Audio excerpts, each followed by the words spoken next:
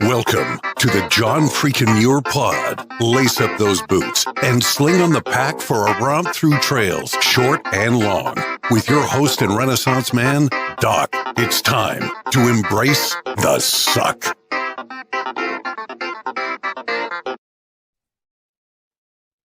Welcome back to another week on the trail, dirtbags and hiker trash. I'm Doc, and this is the John Freakin' Muir Pod. Let's start off with a reminder. If you are enjoying the podcast, take just a minute, help us out, leave us a review on Apple Podcasts. And if you're not enjoying the pod, well, just go ahead and keep that to yourself. Well, constant listeners, we have big news to share with you this week. Yes, I am very excited to announce that we have doubled the staff here at the John Freakin' Muir Pod by adding on the talents of Angela who joins the team as an intern. And when I say team, I mean me. Welcome to the podcast, Angela. How's it going? I'm doing well. How are you? Good, thank you. Did I get the last name correct? Yeah, you did actually. It's who, just like that. Who? Okay. Yeah. I took a leap there, so glad I nailed it. Okay. Hey, speaking of names, do you have a trail name? I do in a technical sense, but I'm not sure if I count it as my own trail name. When I went on one of my first backpacking trips in Yosemite with my best friends from high school, they gave me the name Lupin because that's my favorite flower, and that's what I want to get tattooed on me later on in life. So I technically have the trail name Lupin, but I feel like flowers are sort of basic. And then I just finished section J of the PCT 2 days ago, and my other friend gave me the nickname Lightning because I hike really fast at least in comparison to our group. I was like going at a pretty steady pace the entire time. And then also I like to skinny dip. So he combined those two things into calling me Lightning. But I'm not sure exactly yet if I want to adopt either of those names, especially like when I do my first thru hike in the future. Okay. So I think the first time we talked, when you approached me about becoming an intern, and we're going to talk about that in just a second. I think you told me that your trail name was Lupin, and I always thought that it had to do with some kind of werewolf reference or some kind of wolf reference. I think Lupin. I think that's kind of, I don't know the meaning of the name, but I just assumed that. I didn't know it was a flower. Oh no, it's actually a flower that's native to California. It's one of the native wildflowers to California, and I grew up in Monterey Bay, so that was the flower that I always saw growing up. Whenever I would go hiking, they're like these really beautiful, small flowers that are purple and white. And I don't know, they hold really large significance to me. Just like how the California poppy holds significance to a lot of people, the lupin has held a lot for me. Okay. So yeah, I learned something tonight already. Very good. Thanks. Now, I'm interested to hear how lightning is connected to skinny dipping. Yeah, that's a funny one. So my friend, I don't actually do this. I don't flash people because I'm very conscious of other people's norms and what they prefer, but I really enjoy skinny dipping. And so the entire time my friends and I were hiking section J, I was trying to convince the only guy in our group to go skinny dipping with us because he wouldn't.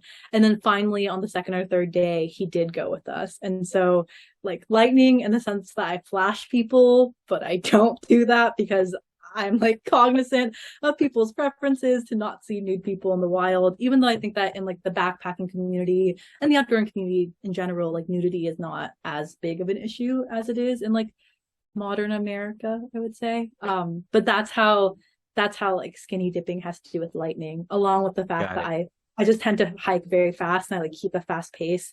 Otherwise I collapse at a certain point. Got it. Flash of lightning, when you don't have any clothes on. That makes sense. Yeah. I thought maybe you were just running so fast to get into the water. Oh, yeah. That would have made sense. That would have been more the family friendly version of Flash. But no. My friends are, as he likes to call himself, a degenerate. And so that was not the reasoning behind it. Got it. Degenerate. Maybe I need to add that to the welcome. Welcome back to another week on the trail. Degenerates, dirtbags, and hiker trash. That would actually, I think, be a great addition. I think a lot of people would appreciate it and connect to it. That's a mouthful. That's a lot. Yeah. Okay.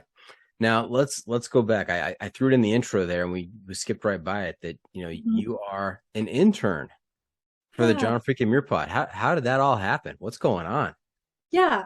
So I have been listening to the John freaking Muir pod for probably about 6 months or so now. I found an episode March or February early this year, and I love backpacking. I've been backpacking solidly for about 3 years now, and I really fell in love with it and had been looking for new content that had to do with the outdoors, and I found this one and I really liked it.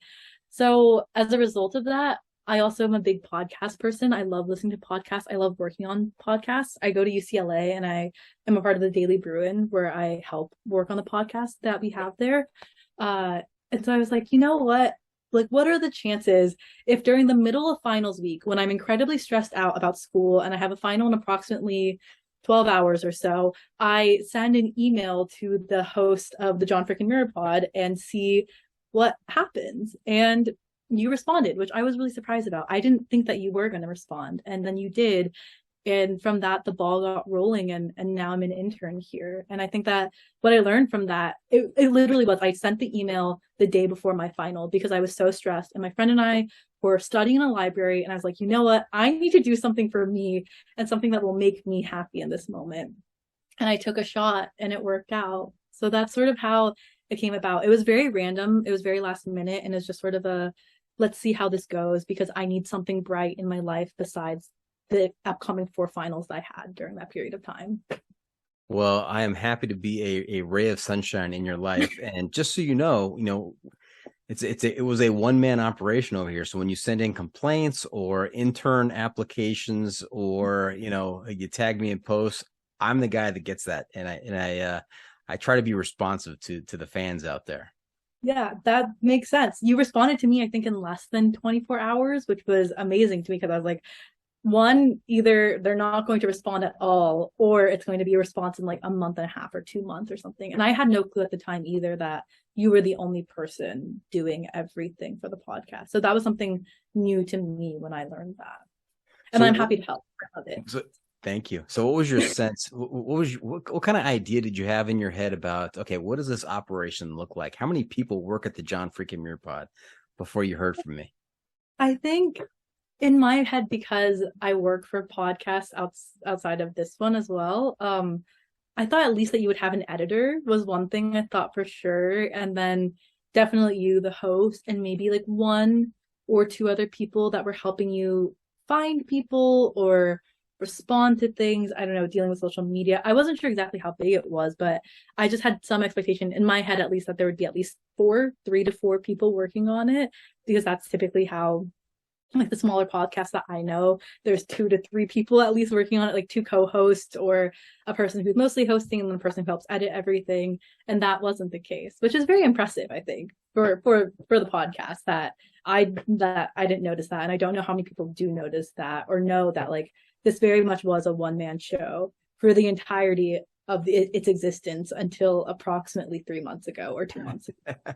Now the cat's out of the bag. So yeah, and it's exciting. I think it's something very impressive and should be talked about more. Like, it's very cool that, because I don't remember even how I found this podcast. I think I either found it through Instagram or someone on the show or something like that had posted about it. So the fact that it is so popular and it has been just one person the entire time, I think, is a very impressive feat for podcasts. Now, some of our listeners, regular listeners, may be saying, "Oh, now wait a second. I've heard reference to other people on this podcast as being part of the producers of the podcast." And Chopper and Jukebox are kind of irregular hosts from time to time. Once in a great while, they'll come on and help me out with an episode. And Half Calf, my youngest daughter, she has helped. She signed on to be help me with the social media aspect of it. But she's been working on getting her degree and teaching credential, and she is a newly minted 4th grade teacher. So she's been underfoot, but not a whole lot of help with the podcast when she's doing all her stuff. So yeah, and I don't know if very many people also know what your actual job is outside of podcasting, because I didn't know that you had a job outside of doing this. So I'm not sure. Have you talked about that on an episode before? I think I've mentioned a couple times. I work in education. I was a high school English teacher. then a high school administrator, an assistant principal, and a principal at a particular school up here in Santa Clarita for 20 plus years. And now I work at the district office. And actually, I just changed roles. So I've got a new job myself and taking on some new challenges. And the learning curve is steep, but it's a lot of fun. And this is kind of a release for me. It's a way for me to, like you said, it's my version of reaching out to somebody and saying, "Hey, right before finals, can I work on your operation here and do something fun?" So this is my outlet. Yeah, exactly. I feel the same. It's been really exciting so far.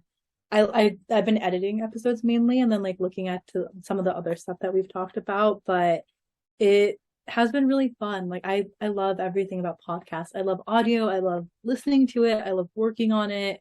There's something that's very exciting about, especially I think for hikers. I don't know about you, but like when I'm hiking on my own and doing backpacking trips on my own, podcasts are my main form of entertainment. Like when you're doing 15 to 20 miles in a day, and I get so bored out of my mind by like mile 6 at the bare minimum, podcasts are the main form of entertainment that I use to fill the void of nothingness as we walk through the woods. So it's like so exciting to be able to have one specifically about the outdoors and then also be able to work on it now. Now you've got a great voice, so I'm gonna say it right here and right now. You are working on some content for us, and when we get to that content, we get to some of those proposed episodes. You're gonna co-host one or more of those with me. That would be fantastic. That would be very exciting. That is my secret goal of life. The dream that every kid has that like we never really talk about. Like sometimes it's I want to be an astronaut, sometimes I want to be a president. From like the age of 10 or 11, mine was very much I like want to be a radio host or podcast host. That was my faraway dream that I never thought could happen. So the fact that it could on this amazing podcast is really exciting to me. Now the fact that you as a 10-year-old were thinking about podcasting, that makes me feel really old, because when I was 10, podcasts were not a thing. They weren't going to come into existence for a few decades. So, yeah. Well, I am 21. I'm freshly minted and allowed to drink now. So I had my first beer on the trail, actually, when I did Section J of the PCT, and I felt like such a mountain woman. I don't know why backpackers have such a big thing with beer, and I don't love beer, and so it was kind of exciting to like carry a 12-ounce can for like 30 miles for no reason and then drink it when you're exhausted and then immediately go to bed afterwards. That could be your must-bring piece of gear right there, carrying an extra beer on the trail. Not mine. I don't love beer. My friends convinced me to do it, but definitely some other people that I've met in the wild, they love their beer, and they love their beer after a hard hike. Like on top of a mountain, a beer is the one way that they feel completed, which is really funny. It tastes better up there. It's an acquired taste. It is. My friends and I went to a brewery for the first time the other day, and that was exciting. I've learned that I like beer that tastes like juice. That's my favorite. Man, you turn 21, Angela, and you're drinking beer on the trail, and you're going to breweries. It's life's coming at you fast. Exactly. It is. It definitely is, for sure. Okay. So you have listened to the podcast before. Do you have a favorite episode? I really like the episode that I actually listened to for the first time. I think their names it's a couple. I think one of the name is possibly Sentinel. Oh, yes. Yeah. I remember Sentinel, and I remember his wife's name. Sentry, not Sentinel, Sentry. Yeah, Sentry. And Sentry was the male, and I'm drawing a blank on the other one, but they were a lot of fun to talk to. Yeah, that's how I think I found the podcast. Now that I'm remembering it a little bit. Isabel and Sentry. Oh, yeah. Because they're both climbers, and I'm actually a really big climber. And I grew up in California, so it was kind of exciting to hear like that sort of mixture. And I remember in the episode as well, Isabel was talking about how she started all of these outdoor things sort of later in life, and that was me. Like I didn't start backpacking until 3 years ago. I didn't start climbing until a year ago, more or less, like a year and 2-3 months. And I've just gone really into the outdoor community in the last 2 to 3 years. So I really connected to them. I think their story's so sweet, like pictures on Yosemite, on El Cap as they're getting married. Like that's the dream. That's adorable and so sweet. I think that's great. Now, Angela, what in your mind qualifies as later in life? Oh gosh. I So don't you didn't know. get into it until later in life, 3 years ago when you're 18. Yeah, I guess that's true. I think for me, later in life always consists of people who got into the outdoors as adults on their own. I think the learning gap is really big for people in the outdoors. That was like the biggest issue that I faced. It's really, really expensive. It's dangerous and it's scary and it's hard to take those first few steps into the outdoors, climbing, like backpacking, skiing, whatever you're doing outside. So whenever I say later in life, I always kind of imagine it as like the people who didn't have the outdoorsy parents. My parents love hiking and things like that, but like they are very worried for me whenever I go backpacking and on my climbing trips. They get the pictures of me on top, not the actual journey to get to the place that I got to, because I think they'd be a little too terrified of seeing that the in between portions. So I think that's what it is. It's like that learning gap. For me, there was a huge learning gap when I was trying to get into everything, buying gear. My sister was really great and actually gifted me a lot of my gear. She would find things at Goodwill for like $10 or $5. And she would give those to me because she was like, I have my own backpacking gear. Like, I don't need this. You can take it. And like, I've slowly built up everything that I have over time over the last 3 years because it's really expensive. And like, I am that pusher. Like I'm the person who says, you're going to take me backpacking with you. You're going to take me climbing with you. Like you're going to lead me on my first trad route. You know, like I really had to push to get into where I'm at now. And that took a lot of time and a lot of effort. So I think that's sort of what I mean by later. Although I imagine later also means like 50 or 60 to some people. All right. Hey, Lightning, you have listened to the podcast, so I'm not going to spend a whole lot of time explaining the pro tip insight of the week. You obviously know what that is, and there'll be a time for that towards the end of the episode. But let's talk about gear. The must bring gear review. All right. So thank you, Half Calf. Another feature we've been doing this season is the must bring gear review, sponsored by the ultralight backpacking gear company 6 Moon Designs. And Angela, here's how it works. If you were to let a stranger pack your bag with pretty much generic gear for a multi-day hike, what is the one specific piece of gear you would insist on being packed? And if you got a particular brand for that specific piece of gear, even better. So Yeah. Lightning, what's your must bring piece of gear? Hiking poles for sure. Yeah, hiking poles, they save my knees. I have pretty bad knees and also ankles as well. And I, without my hiking poles, I don't think I could do half the things that I do. Like not to the extent where I feel healthy enough to do the exact same thing the next day. So I know there are pros and cons and people have different opinions on hiking poles, but I love my hiking poles a lot, even if they are like dollars. I find that a lot of people who are considering getting into hiking, they're not high on the trekking poles. They I think they're worried about what they're going to look like out there with hiking poles.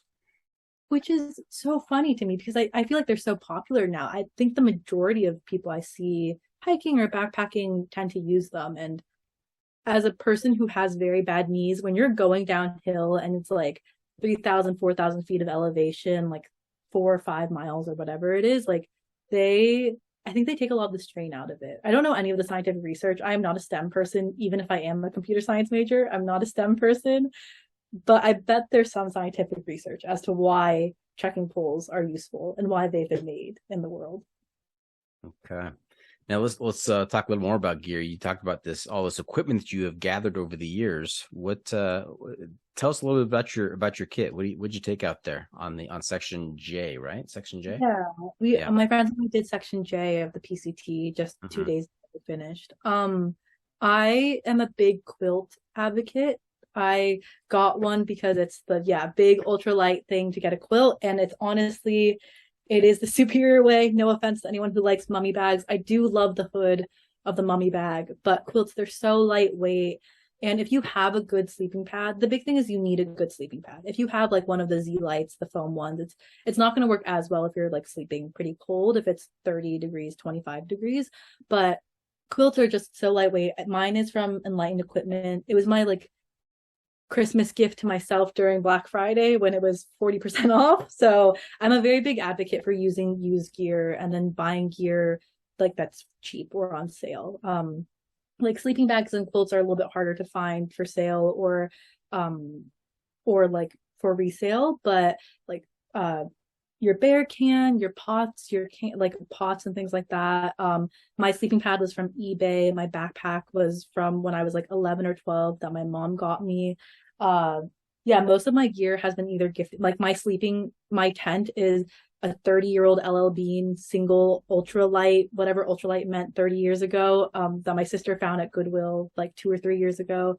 A lot of my gear has been picked up randomly over the years and for like very cheap prices because I'm a college student. Like when I splurge, it's like very specific, and I've done a lot of research on what I want to do and like what I need and the specific brand. And if I can find it on Facebook Marketplace or on eBay, that's like where I tend to look. Or REI Garage Sale is another one that I frequent really oftenly. I don't know if you've been here. Have you been to the REI Garage Sale in Manhattan Beach? I have not. No. Okay.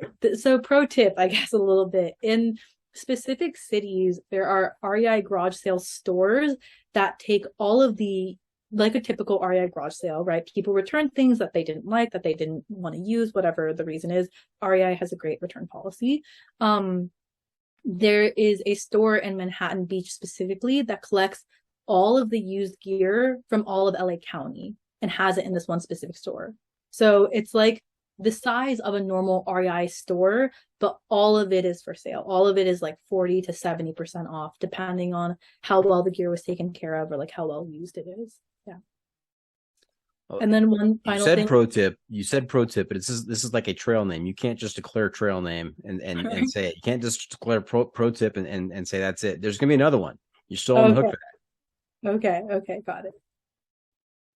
All right. So with your ultralight quilt and your LL Bean tent and your backpack that you got when you were 11, what was your base weight? Do you know for section J? I'm trying to think. We decided to use bear cans, which I regretted because bear cans are so ridiculously heavy. I don't love using them if I don't have to, but I would imagine it was in like the mid to high 20s, I would say.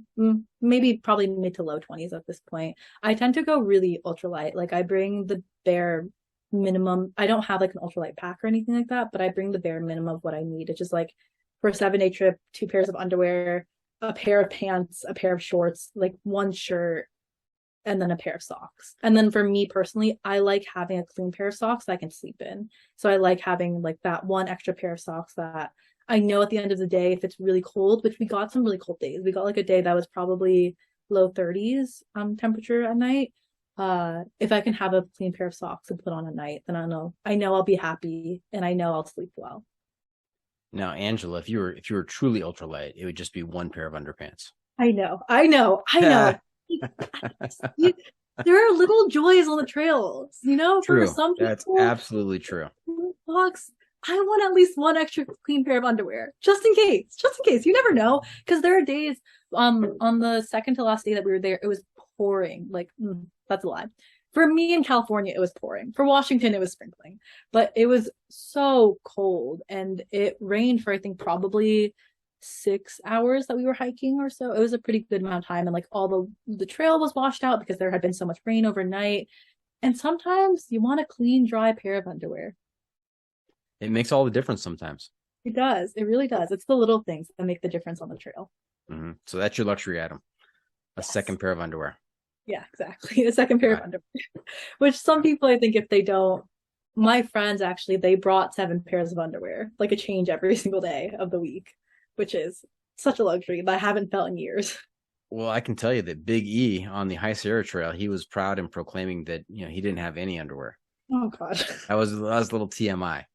It's chafing. Is that not? Yeah, that's right. But on the trail, as you know, there is no such thing as TMI. We talk about anything and everything. Yeah, my friend was joking with us. He was like, "You guys always talk about poop," and we were like, "There's no other place in the world where we can talk about poop as freely as we do on the trail." Like, how was the consistency this morning? Did you poop twice or did you poop once? How was the view? Was it good? Was it bad? Did you get a view? Did you see an animal also pooping? Those are all things that are so taboo in like normal culture, but for backpackers, it's like second nature. The first thing I do when I go on a backpacking trip is ask if people pooped that day or not. Well, that was a 30-second clinic on poop conversation in the backcountry. That was pretty epic. Thank you. I think I'm still sort of on the backcountry mind right now, just because I got out of the trail so recently. So poop is freely flowing right now. Yeah, this is trail talk right here. This is true trail talk. We talk this about is poop, about gear, and about what we're going to eat next. exactly. And if we filtered water or not. That's another common one. Yeah. Yep. Yeah. All right. It's the hiking pole. Have you listened to any of the recent episodes with the updated hiking pole?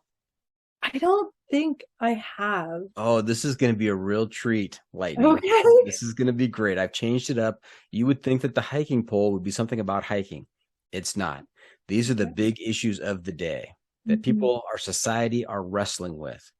And so these 7 questions are going to help me determine how sane you are. I'm going to be able to give you a sanity score between 0, which is totally bonkers, and 100, which is totally sane. Mm-hmm. Okay. And if you are a hiking enthusiast and you are considering doing the PCT, it's an automatic 20-point deduction. Okay. Well, right. I am considering doing the PCT. So Okay. All right. There we go. Minus 20. yeah. Now, this is totally subjective. It's whether or not I agree with your answer. A little bit of explanation after your answer is always helpful. It helps me kind of look into your mind and see how you're processing this and thinking about this. And that will help you with my score. Are you ready? I'm ready. Okay. Now we just finished some really good poop talk. So the first question is appropriately, do you roll your toilet paper over or under? And this is not hiking related. This is just everyday life. So if I were to go check out your bathroom, is your toilet paper rolled over or under?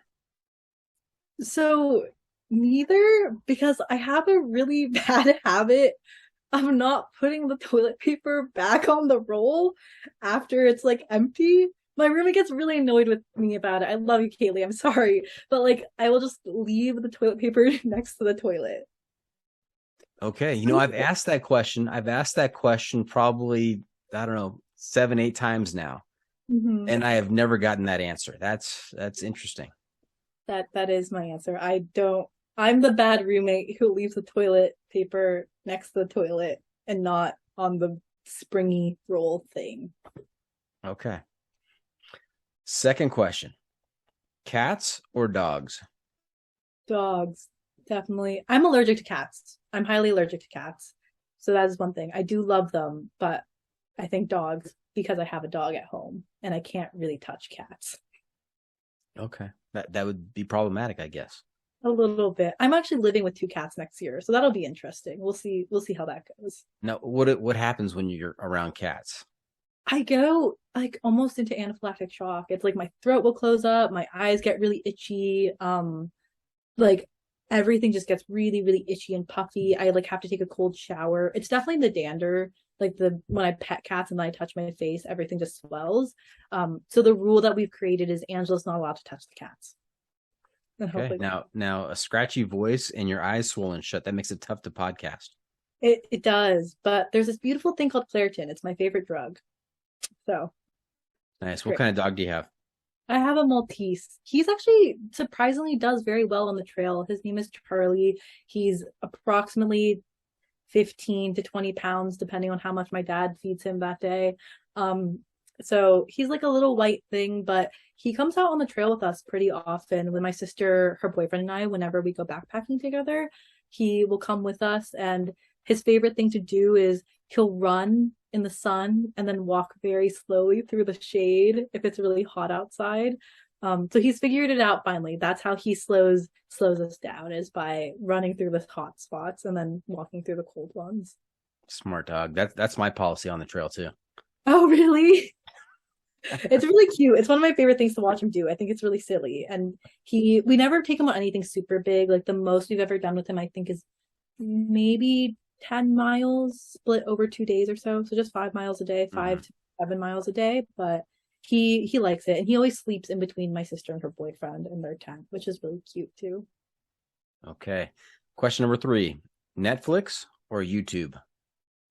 Netflix. Well, neither, but Netflix over YouTube. Okay. Explain that. I don't know what it was, but I stopped watching TV approximately 2 years ago, and I just haven't gone back into it for some reason.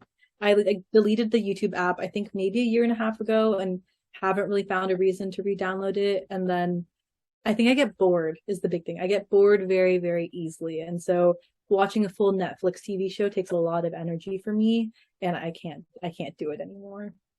So what I'm hearing you say, Lightning, is that you gave up TV later in life. Yes, I did. Yes, I did okay. later in life at the ripe young age of 20. Gave up TV. All right. This next question, particularly important in your score. Question 4, what is your most useful skill in the case of a zombie apocalypse? I yell really loudly. So if I yell really loudly, they know I need help. That's about it. Or, if I yell really loudly, the zombies will eat me. I think I'm the first to die in a zombie apocalypse, is what I'm trying to say. I don't think I would survive very long. Not a whole lot of useful skills. I was going to say being loud. I mean, that would attract them to you, I would think. Yeah, but I don't know. Maybe if it's ear piercing enough, they'll run away. It'll explode their ears. Make their heads explode. Yeah, like in Plants vs. Zombies. That's the goal, I think. That's the only form of zombies I understand is Plants vs. Zombies. Yeah, I gave up Plants vs. Zombies later in life. When you were... I don't want to say. Right. I grew up later in life too when I was 8. You're going to have 2 choices of the next question. Okay. So I have 2 versions of this question. And you tell me if the first one applies to you or if maybe the second one is a better application to you. Mm-hmm. Okay. So first version of the question is Star Wars or Star Trek. The second version of the question is Harry Potter or Lord of the Rings. Okay. Which one do you have more vested interest in? Definitely the second question. Okay, so let's go with that. Harry Potter or Lord of the Rings? Definitely Harry Potter. That was my entire childhood. I have very specific moments of days where I would not go hang out with my friends, instead read the 5th book of Harry Potter in my bedroom. So I was a big Potter fan, and then I went to Universal Studios when I was, I think, 17 or 18 and got to drink butterbeer and go on Hagrid's ride, and it was one of the best days of my life. It was so much fun, and the movies portrayed the book so well. So definitely Harry Potter. Okay, that's gonna be a follow-up question. Did the movies do the books justice?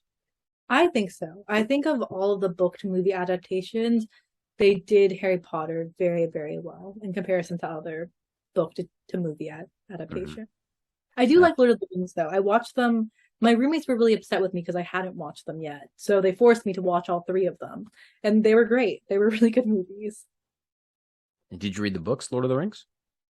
I tried to read The Hobbit, and then I got bored. So no. The answer is no. I heard it's a lot of walking. They just walk a lot. Yeah. It's right up your alley. I mean, that's what you like to do. That is true. I do walk a lot, very often. So maybe I would enjoy reading it. I'll try it. I'll add it to my never-ending list of books that I need to read. Okay. Follow-up question. This doesn't count in the survey, but just fun facts. Harry, Ron, or Hermione? Definitely Hermione. You got to stick with the girls. And she was such a boss the entire time. She was a boss. Yep. She knew what was going on. She was like, "You're being dumb. Don't do that." That's what I say to my friends a lot of times. I'm like, "You're being dumb. Don't do that." And I try to mimic my Hermione energy into the world. Okay. Question number 6. We're almost there. Question number 6. Best fry shape: skinny, thick, or waffle? I'm a waffle person. Yeah. I think skinny, there's just not enough potato for me. It's too crispy. Thick, there's too much potato for me, and I don't like the mushy. And so waffle has that perfect consistency of crispy exterior and some mushy interior, or just nice potato texture interior. Yeah, waffle is just about the same size as thick, right? But you have the holes in it, so it's not too much potato. Yeah, it's not too much potato, which I feel like thick fries they overdo the potato sometimes, and I don't want too much. I ate so many mashed potatoes on the trail. I need a very fine line of potato in my life. Okay. Question number 7. Are introverts too quiet or are extroverts too loud? I have a whole philosophy behind this question, actually. I don't think this is what the podcast to get into it for, but I think neither is like the answer. I think there's that answer. There's a nice symmetry to that answer, right? That was the answer to your first question and your last question. Explain. Yeah, because it's my friends and I talk about this a lot. Like, I think in our modern world, this is some Angela philosophy right here, but in our modern world, like extroverts are really looked upon as like superior. Like people want to be extroverted, people want to talk a lot and be the life of the party and all that sort of stuff. But there's a really strong power in being an introverted person and being the person that listens and is capable of being there as a presence beyond being the presence who always is talking. So I think it's neither in my head. I both hold really important roles in society and in conversations and like social interactions where introvert versus extrovert is used as a word. So I would say neither. Both are perfect in their own wonderful way. Okay. Now, I know you're not STEM, but I've got a certain formula I have to go through to adjust the totals here. So let me just do some quick math for us. So I got to carry the 2. We're going to divide by pi, multiply by the root of 5. And we're going to adjust for the atmospheric pressure at the top of Mount Whitney. That'd be 14,505 feet. And I've come out with a score of 64. Okay. 64. What do you think of that score? That feels very neutral to me. Like not too low, not too high, just like right there in the middle, but a little bit above the middle. If I had asked your sister, what score would you give Angela on a scale from 1 to 100 on how sane she is? Where would she have landed? Probably very low. I'm slightly insane. I don't tend to slow down, and people think I'm crazy for it. So okay, I think the scores are coming out too high. I'm gonna have to adjust my formula, maybe to knock that down a little bit. Yeah. Okay. Okay. Well, hey, before we get too far down the trail, let's back up a little bit. We'd love to hear about your background, where you grew up. Sounds like you have one sister. Do you have more than one sister? Just one sister. Just one sister. And what kinds of sports and hobbies you played growing up? And how did you get involved in this whole outdoor adventure cult later in life? Yes, the later in life aspect. That might be, you know what? I'm always on the hunt during the episode for a great episode title. This has come up a number of times now. And it really it strikes my funny bone. This might be later in life with lightning. Okay. Yeah. Okay, later in life with lightning or with Lupin, they both work. I do prefer the name Lupin. I will say that. Lightning is most recently. You know what? We're gonna have to stop recording. We're gonna have to go back to the top and re-record all this so it goes. It's just Lupin instead of lightning. I've created a monster here. Okay. I know you have. It's the whole entire trail name philosophy. I don't know. It's a whole thing. But I grew up in Monterey Bay, California. So I grew up by the ocean right next to Big Sur. If people have heard about that at all, it's a really, really beautiful place with absolutely amazing hiking. It's my favorite place in the world for sure. Like I have a necklace of California with a heart over the Monterey Bay, Big Sur area because it means so much to me. And I didn't like hiking when I was growing up. I was that rebel child who was like, if my mom tells me I have to like hiking, I'm not going to like hiking because my mom was a part of a Saturday Chinese hiking group actually in Monterey Bay because Monterey Bay is not a super diverse place. It's mostly white. And so my mom found a Chinese community through her hiking group and she would invite me to come and we would go hiking in Point Lobos, which is a really popular hiking spot, or in Big Sur or Garrapatta, which is also in Big Sur, Carmel Valley. These are all like local Monterey spots, Toro Park. We would go to or Santa Cruz, we would go hiking in these places. And at a certain age, I just was like, I don't want to listen to you anymore. So I'm not going to go hiking. And so I stopped and I thought in my head like, oh, I didn't like hiking as a result of that. And then I went to a summer camp when I was 12 and that was the first ever backpacking trip I ever did. And I really liked it and it was super fun. But it was one of those things where if you don't have parents or older family members or friends who can bring you out backpacking at such a young age, you never really go again because my mom is still worried about me as a 21-year-old going backpacking in the woods alone, like nonetheless if I was 11 or 12. So I didn't go backpacking again until I was 19 or so, I think 19 or 20. It was the COVID year and what else could we do besides go outside? Everything was closed. The only things we could do was go out in nature. And so my sister who had gotten to backpacking more recently and she really liked it. She had a lot of gear. The only thing I had at the time was like my backpack I had gotten when I was 11. She was like, oh, let's go do this backpacking trip in Big Sur and my roommates can come down. And this was like the thick of COVID. This was like September maybe July of 2022, something like that. So we were still pretty thick in the quarantine of everything. And we called it the Cone Peak Loop of Death. It's beautiful if anyone ever wants to do it. It's an amazing trail in Big Sur, and you get to see like the most amazing ocean views that Big Sur has to offer.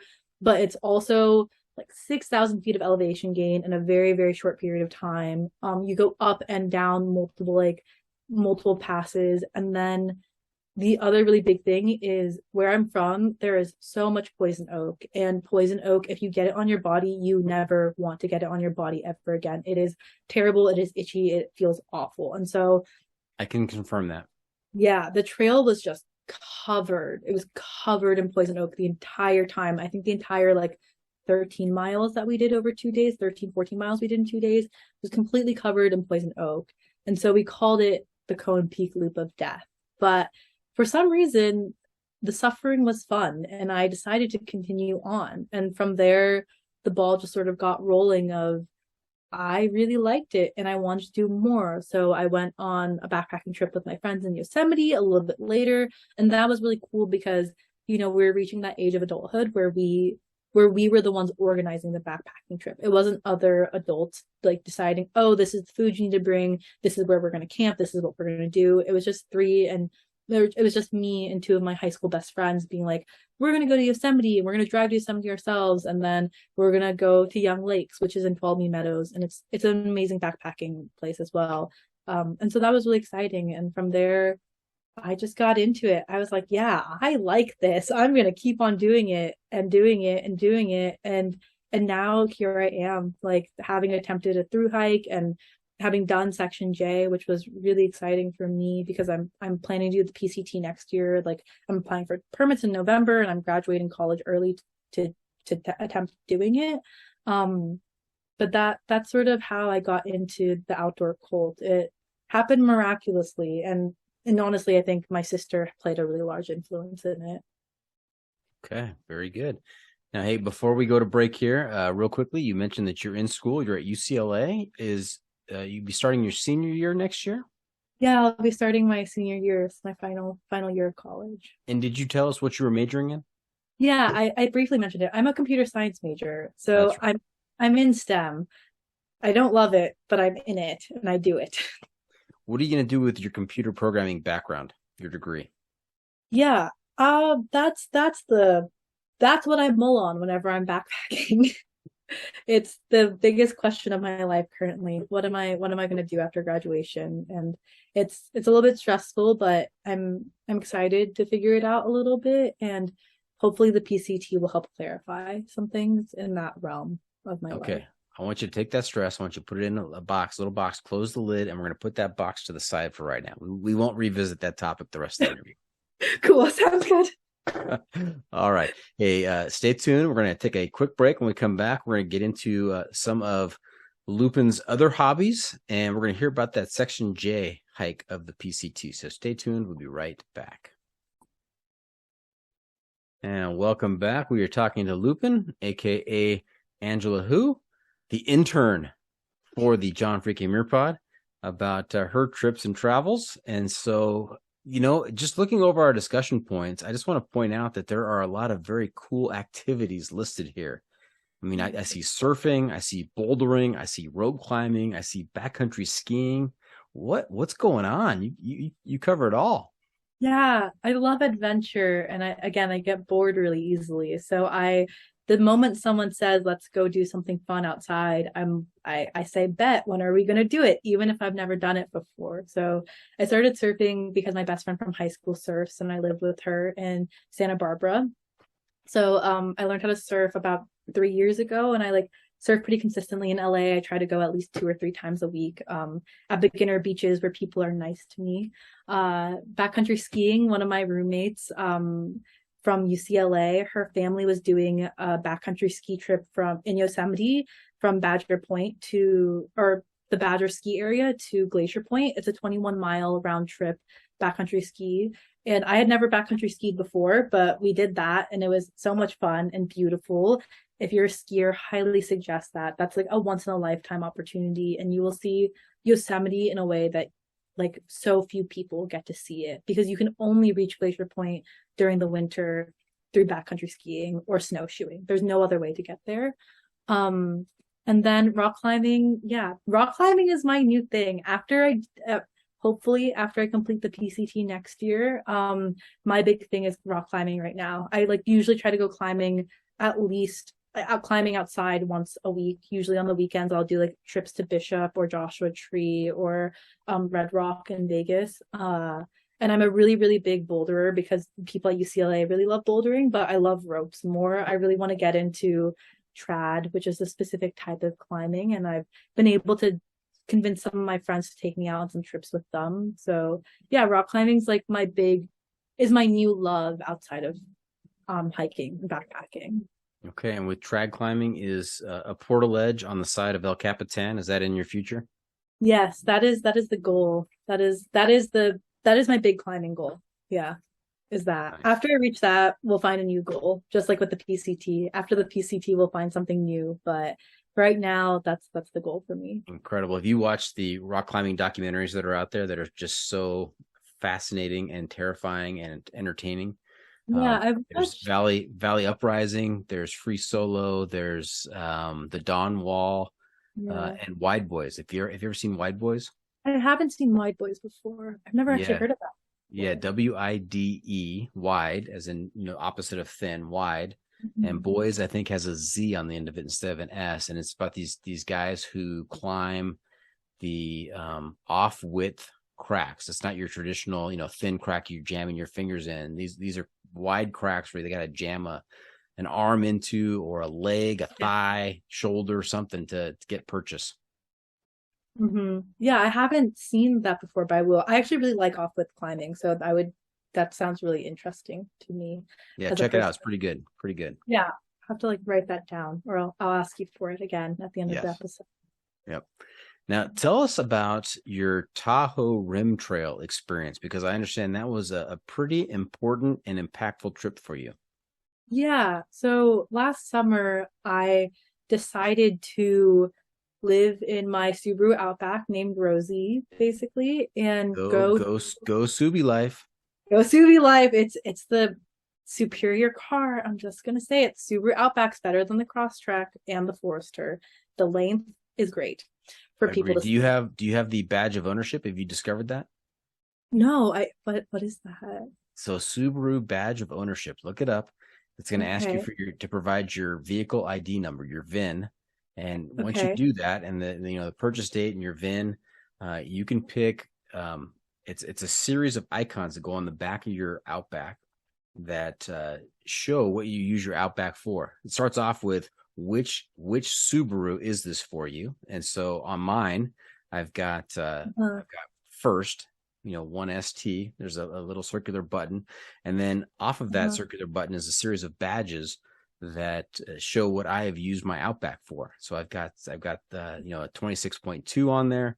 I've got a campsite, a little badge for camping, a badge for hiking, and a badge. I'm drawing a blank right now because I'm on the spot, but a badge for something else. But it's really cool, and it's all completely free. So badge of ownership by Subaru. It's just how many Subarus is this for you, and what kinds of things do you do in your Subaru? Very cool.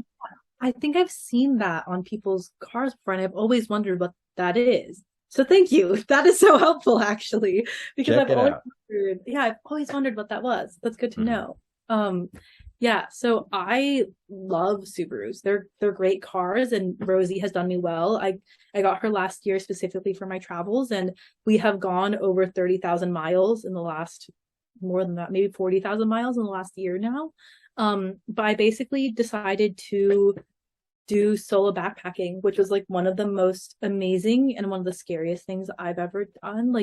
Being in the woods alone, I think as a woman as well, is really scary sometimes. The people obviously are very nice in the backcountry, but you never know exactly what's going to happen. I also acknowledge that black bears are very nice and they will not harm you, but it's still scary when you hear them shuffling outside of your tent. Actually, my bear can, which my computer is resting on right now, has scratches from a bear that it was named Wiley from the Trinity Alps area in California.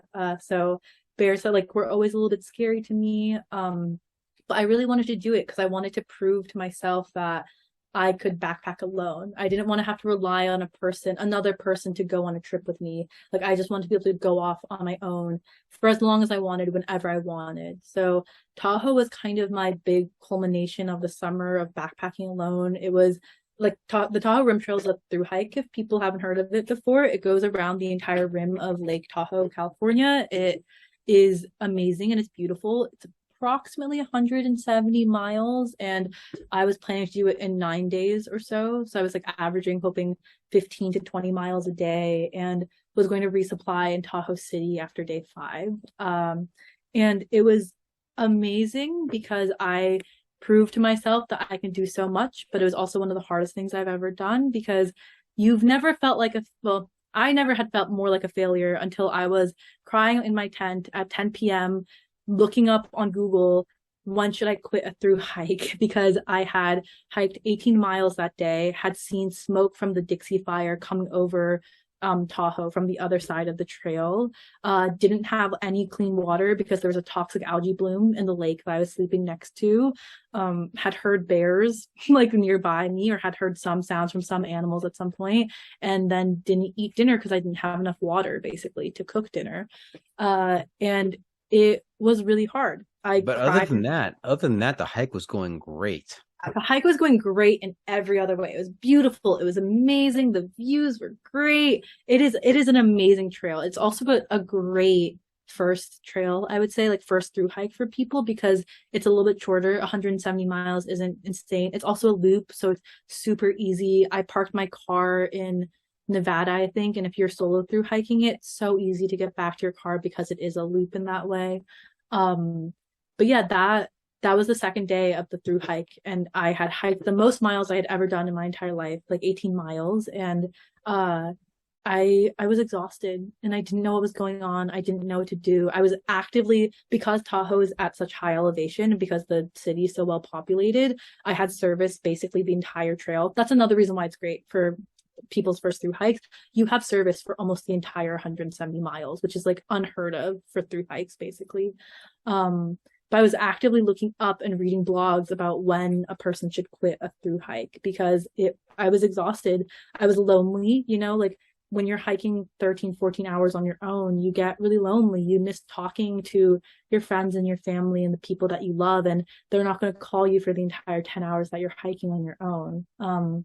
So the next day, actually, I decided to hike out, and I hitchhiked for the first time, and a really, really sweet couple in Tahoe, they picked me up and dropped me off at my car. I hiked in air quality that was like, I think 180. The Dixie fire started picking up really bad. So it wasn't even, for me, like it was a personal decision, but it also wasn't, because the air quality was so bad. I was like, I can't breathe through the next 7 days like this. That's not healthy for me. And it was a really good decision for me to hike out in the end, because Tahoe basically went on lockdown after that. Like the Dixie fire picked up so quickly that people had to evacuate Tahoe, and the AQI, I think, got to around 400 at a certain point. So it was good that I hiked out, but I had been planning that trip for 2 months at that point. Like that was going to be the big thing that I did that summer. And so having to make that decision to bail out was a really hard one, but it taught me a lot about myself, which was I'm capable of anything, which is amazing. And I'm capable of doing it on my own, which is something that's really important to me, that independence factor of it. But I also know myself and know my limits and know when I need to call it quits for my own health and for my own safety, which is something that I'm not very good at. I like to push and I like to go hard, and I want to go as far and as quickly as I can. But there are certain points in my life sometimes where I need to slow down and remember that my physical health and my mental health is also really important in that equation and in the search of adventure. So Tahoe was so many takeaways from that one trip. I mean, you just rattled off there, 6, 7 things that made such a difference and you learned from. That's fantastic. Yeah, Tahoe, I think that there's something about failure. Failure teaches you a lot about yourself. And even though I don't think I necessarily failed Tahoe, like bailing out doesn't need to be considered a failure, I don't think, in through hiking, even though it often is considered that. It taught me a lot about myself in that way. And I've done a lot of reflecting on it, because it was like a really sad moment for me when I decided to leave the trail. Yeah, failure, you need failure in your life. Otherwise, you don't learn. I mean, if everything was roses all the time and you didn't face any adversity ever, and everything you did was perfect the first time, there wouldn't be any takeaways from that. I mean, wisdom comes from mistakes, so you wouldn't be a very wise person. Exactly. And I got to fail really, really hard in Tahoe. I got all the failures in one day. All the backpacking failures. Congratulations. Thank you. It was like literally all the backpacking failures that I could have in one day. Because one of my other rules when I hike alone, when I'm backpacking alone, is I always sleep before the sun goes down, because otherwise I can't sleep at night if I sleep after the sun goes down. And the sun was setting as I was trying to cook dinner, which is why I just didn't end up eating dinner, because I was like, I'm not gonna be able to fall asleep if I don't go to bed right now. I have a theory that hiking and backpacking, through hiking especially, is for people with compulsive personalities. Do you think that applies? Yeah, I could see that. I could definitely see that applying to me and to very many of the other people that I know who enjoy through hiking. Yeah, my wife has called me a serial hobbyist before. You kind of get fascinated with something, you go down that rabbit hole and you explore it to its, as much as you can, and then you get drawn to something else and something else and something else. Yeah, that is really hitting on my personality right now, because that's like basically what my outdoor adventurous life has been. It's gone from backpacking to climbing, and I've been going down the rabbit holes as deeply as I can until I reach the goals that I've set out for myself, basically. Well, it sounds like you're a good fit for the John Freaking Muir Pod, because everybody who works here is like that. So, Yes, everyone who works there is like that. all right, hey, tell us how this contrasts with your most recent trip of Section J of the PCT. First of all, define Section J for us. Where is that? How long is it? Yeah, Section J is in Washington State. It's, I think, the third to last section of the PCT, and it's from the Washington Trail Association. It's like the most undisturbed trail on the PCT or something like that, because there's really no way to access Section J except for the endpoints. Like the hikes out are pretty intense. They're all like 6-ish miles, I think, or like it's basically a section of the trail that's pretty isolated. But it goes from Snoqualmie Valley to Stevens Pass. So Snoqualmie Pass to Stevens Pass in Washington. If people know Washington well, it's, I think, Highway 90, and it goes to Leavenworth, basically. So you're looping around two sections of the highway. You're going between two sections of the highway, and it is a beautiful part of the PCT.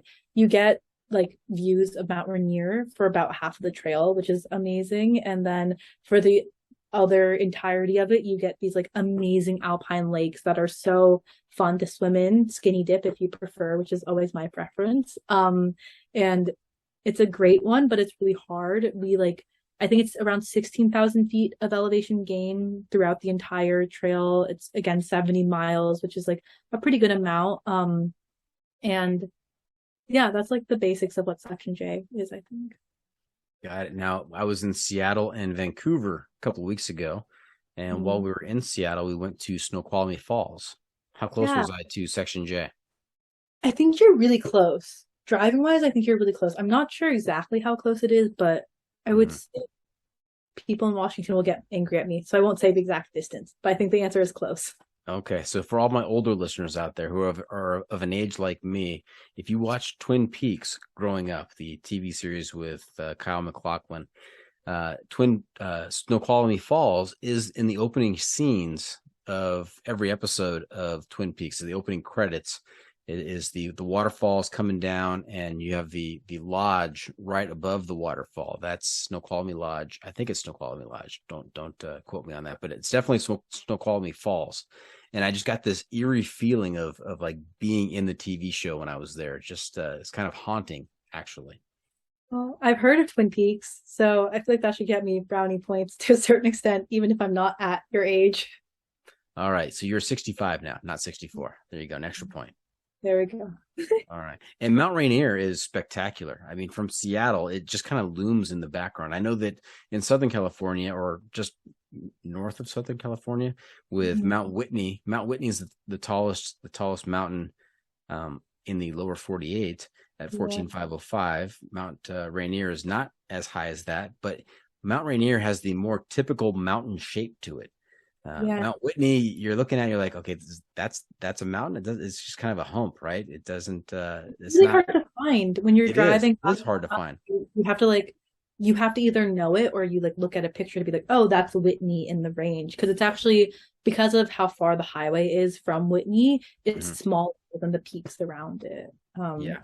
I was actually in Rainier today. I was at Rainier National Park, looking at it, and that mountain is a beast. Like that, it is beautiful and it's magnificent, but it's ginormous. It's huge. Yeah, you don't have to look too hard for Rainier. It's like Yeah. right there. It jumps out at you.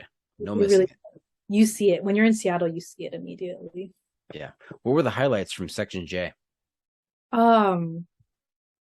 Just everything about it was so fun. It was like I definitely loved hiking it with friends. I was with 4 other people while I was doing it, and that was really enjoyable.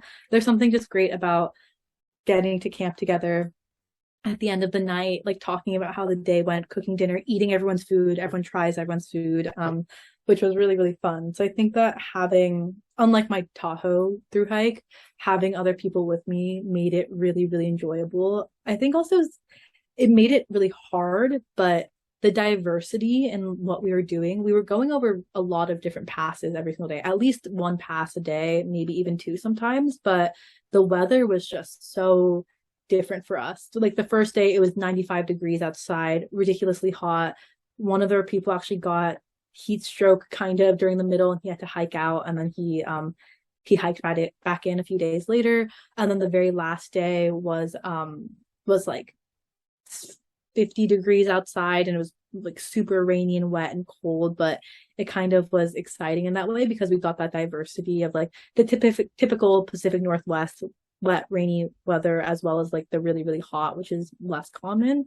But it's just it's a beautiful section of the PCT, and you are hiking next to these amazing alpine lakes. And one of the things that I loved about being able to do it as a section hike is we could swim in all those lakes. You know, like when you're doing a through hike, you're packing in those miles. A friend who joined us at the end of Section J, who's actively doing the PCT right now, but just taking a quick break in Seattle, he finished Section J in 2 days. So he did 35 and 35 miles. And my friends and I decided to do it in 7 days, and we did 10 miles a day. So it really gave us the opportunity to enjoy the nature that we were in and to really look at it and appreciate it. Sadly, there's a lot of natural berries in Washington state. So there's a lot of like blackberries and blueberries and strawberries that are growing along the trail. Sadly, none of those were growing yet. They weren't in full bloom, but to see those on the side of the trail was really exciting. And then the other thing, we're going back to the poop talk, the real trail talk.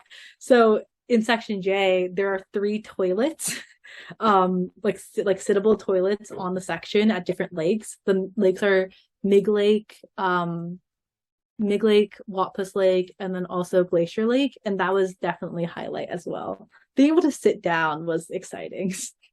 There's a little change of scenery. Great views from the throne. Not terrible views. You got views of the lake sometimes, but it just kind of felt, I've never actually sat on a toilet, like a outdoor toilet like that before, so it felt kind of exciting to try that for the first time. Now, was the toilet just on a platform with no walls, or were there any walls involved? There were no walls at any of the 3. They were just like little like wooden cubes, and they had a little wooden plank on top, and then you just lift the plank up. And then I rated them. Watpus was the worst, Glacier was second, and then Mig was the first. Now, what are the criteria that goes into the rating? How well it smells. If it's smelly, then it goes down to the bottom, because I mean, it's like, that's gross. I don't want to smell other people's poop, even if I like talking about it. How how well the door hinges is another thing. Mhm. So Glacier Lake, it was just like tied on by a wire, but at Mig Lake there was actually a metal rod, so you could lift it and it would like kind of stay lifted when you sat down. Those were like the criteria, and then the general atmosphere of how it felt. Glacier Lake, I think I like gave it a lower rating because I was freezing. I was so cold because that was the day that it rained. But sorry, a lot of poop talk. I'm just used to it at this point. Fantastic. All right. So I have on here what's next for Angela, and it Mhm. says PCT 2023. Yes. Are we speaking that into existence right here on the podcast tonight? We are there. It is going to happen. It's going to happen. Nice. It's going to happen. Yeah. I actually am graduating college early, which I mentioned before. So I'm graduating a quarter early from UCLA to attempt to do the PCT. I'm going to apply for permits in November. Excuse me. And Section J really just made me realize how much I want to do it. Like that is one of my life goals, and it's a goal that I've been thinking about for 2 years now. So yeah, I'm trying to balance right now though, because there's an internal debate going on in my head, which is this is my final year in college and I lost a lot of college to COVID. So I'm almost tempted to a certain extent to stay for my final quarter, even though I'm not taking classes, and possibly southbound hike it instead of northbound hike it. Because there were a lot of people who were starting the trail in July. They were at Section J when we were doing Section J, who were southbound hikers. So going from Canada to Mexico versus the typical Mexico to Canada. So that like is a consideration in my mind, but there's a lot of things that go into those sort of decisions in the end. Okay. And here's a question for you. I told you I wasn't going to ask you any questions you didn't know the answers to, but I may have lied. So, Okay. what does it take to be a thru hiker? Everyone can be a thru hiker. It just takes the will to do it. That's it. Like if you want to do it, you can do it. Every single person is capable of doing a thru hike. And I would even dare to say everyone is capable of doing it by getting off the couch right now and just doing it. You just would have to start a lot slower. So in comparison to people who are training, who might start their days off with like 15 to 20 miles or 10 to 20 miles a day, you could do it 2 to 3 miles a day or 4 miles a day, like incrementally. And if you have support, that's doable for you. But I think it really does take the will. Everyone's physically capable of it. And also you probably have to like pooping and sleeping in the outdoors. I know that's a big reason why people don't like backpacking. So probably not minding those would be helpful as well. And maybe to help some folks out there who are considering, who have never done this before. I mean, how worried were you about the whole pooping in the outdoors issue prior to actually doing it? I've talked about poop so much on this episode. My goodness. I never mind it. I prefer pooping in the wild. Yes, but before you ever did it, did you worry about it? Did you say this is going to be an obstacle for me? This is going to be a problem, or you're like, yeah, this is just how it goes. Yeah, I just in my head I was like, this is just how it goes. Like, Okay, all right. I never minded it even before I started backpacking. Yeah. All right. Hey, Lupin, you know where we are? No. Where No? are we? Pro tip? The pro tip inside of Okay, the week. That's right. It's time for the pro tip inside of the week. That time of the episode where you get to share some trail wisdom with our listeners to make their next outdoor experience even better. So, Lupin, what do you have for us? I would say the biggest thing is just go out there and do it. For people in the outdoors who love the outdoors, oftentimes they love bringing other people into the outdoor cult. And so if you're nervous or afraid, like I was when I first started backpacking, ask your friends for advice. Ask your friends to bring you on the trips that you've gone on or that they're going on. And, it just takes a little bit of willpower and some force sometimes, and a little bit of luck, even if you can find those really great mentors, but it'll happen like slowly but surely. And then the other big thing, this is a person like, I think we all love the outdoors and really care about it. And like the production of things is a really big issue nowadays, and climate change and things like that. Find used gears. There are so many places that sell used gear, and there are a lot of great, and it's a lot cheaper. It's better for your wallet. Like if you're a college student like me who has a part-time job and makes like not that much money, it's really great to find those sort of resources. So those are the two things, pro tips that I would have. Well said. So there you have it. That's it. This episode is just about in the books. Hope our listeners enjoyed our time with Lupin. Want to thank her for joining us this week. Lupin, how can our listeners keep up with you on social media, and where can they find updates on your latest adventures? They can't. They Sadly, can't. I don't have an Instagram. But I'll be working on the podcast, so you can hear me on the John freaking Muir pod. Very good. All right. Remember to check out the pod on social media. We are on Facebook, YouTube, Instagram, Twitter, and TikTok. And if you have comments or clips you want to share, you can send it to me at johnfreakinmuir@gmail.com. The Adventure Media Recommendation. Lupin, I'm also looking to you to share a recommendation for a book, a movie, documentary, website, something that's going to help keep our listeners connected to outdoor adventure. We call this our Adventure Media Recommendation. What do you have for us? I don't have any at the current moment. No, you get no book or movie you've seen that really is inspirational about the outdoors? Not in particular that I feel like other people don't already know about or have heard. Like obviously Free Solo is an amazing climbing film that I love because I love climbing. There is one, but I'm forgetting the name of it. I can't grasp the name right now, so I'm having difficulty pulling it out of my mouth. Oh, maybe we can help here. What's it about?